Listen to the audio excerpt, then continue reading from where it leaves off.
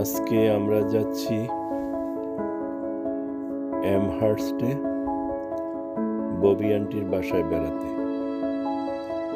Bobby aunty হলো আমাদের বাগ্নে পলের বউয়ের বড় বোন। বিআই বসবাস করেন বাফেলোর রিভারসাইড পার্কে। এখান থেকে প্রায় 15 মিনিটের ড্রাইভ ববি আন্টির বাসা। এই মুহূর্তে গাড়িতে আমি, পল, বিআই ও বিআইন রয়েছেন। পল ড্রাইভ করতেছে। আমাদের সাথেই থাকুন, আশা করি এই জার্নিটি সবার কাছে ভালো লাগবে। আমরা 15 মিনিটের ভিতরেই আশা করি সেখানে পৌঁছে যাব।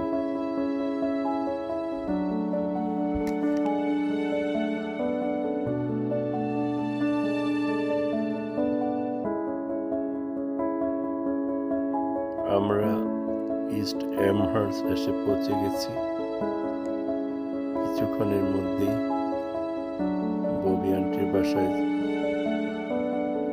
পৌঁছে যাব।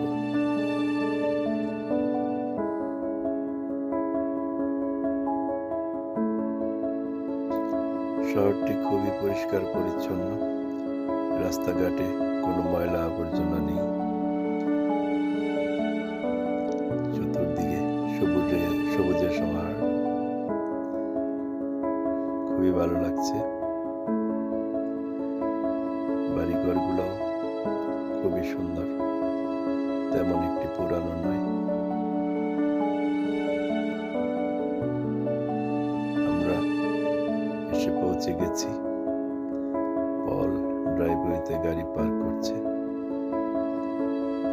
এই ফাঁকে আমি রাস্তার কিছুটা ভিডিও চিত্র ধারণ করে নিলাম। সামনে যে বাড়িটি দেখা যাচ্ছে এটি ববি আন্টির বাড়ি। খুবই সুন্দর একটি বাড়ি।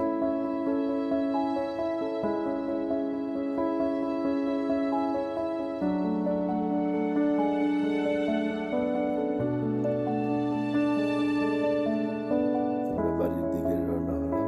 বাড়িতে এসেই কিছুক্ষণের মধ্যে খাবার টেবিলে বসে গেলাম, কারণ লাঞ্চ টাইম ছিল। ববি আন্টি আমাদের জন্য অনেক কিছু রান্না করেছে।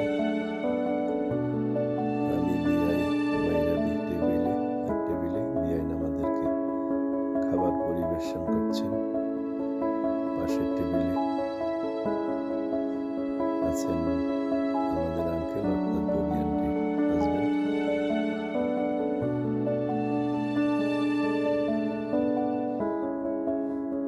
খাবারগুলো বেশ সুস্বাদু ছিল। খাবার শেষ করে আমরা বাড়ির পিছনে সুইমিং পুলের পাশে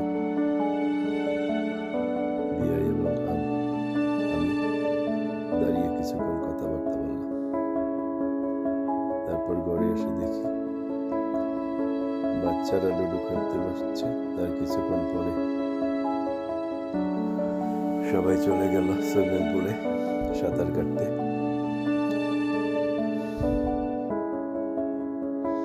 সময়টি বেশ ভালোই কাটছে।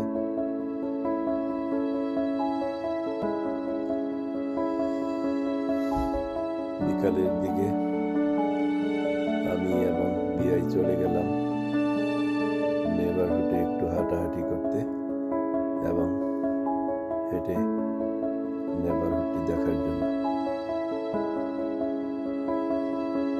আমার কাছে একটি জিনিস খুবই ভালো লেগেছে এই শহরের। প্রতিটা মানুষের ব্যবহার খুব মুগ্ধ করার মতো।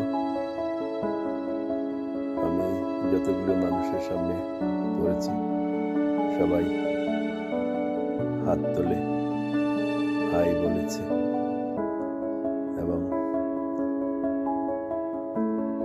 সবার চেহারায় হাসি খুশির সাপ ছাপ ছিল, যেটা নিউ ইয়র্কে নেই।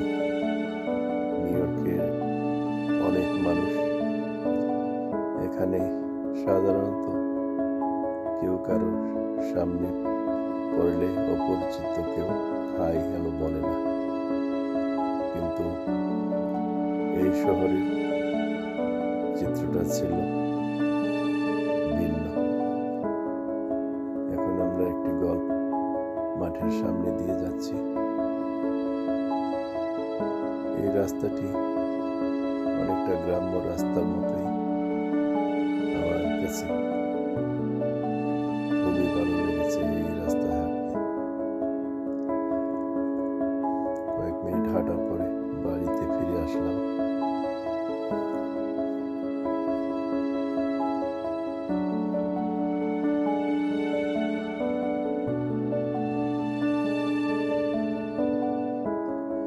বাড়িতে এসে দেখি বিআইন আমাদের জন্য ফুচকা রেডি করছে।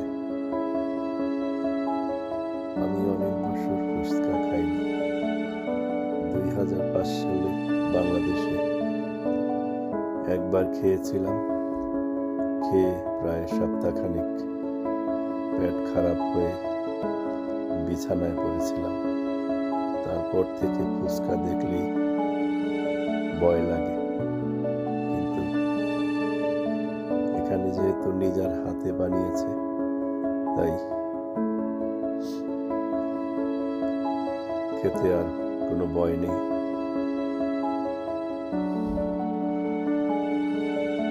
খুবই সুস্বাদু ছিল এই ফুচকা।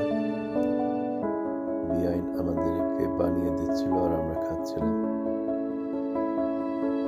আমি দুইভাবে এই ফুচকা ট্রাই করেছি। একটা হলো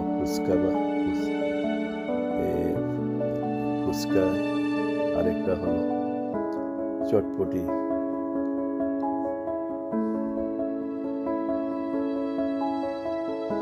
আমার কাছে খুবই ভালো লেগেছে, খুবই মজা করে খেয়েছি।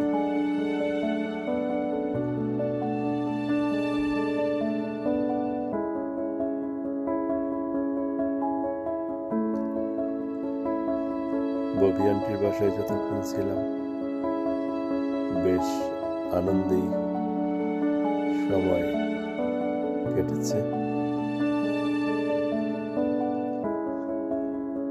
ববি আন্টিকে অসংখ্য ধন্যবাদ এই সুন্দর সময় উপহার দেওয়ার জন্য।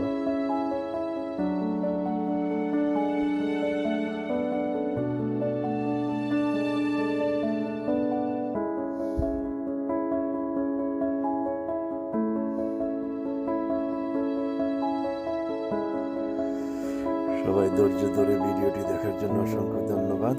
এখন আমরা আবার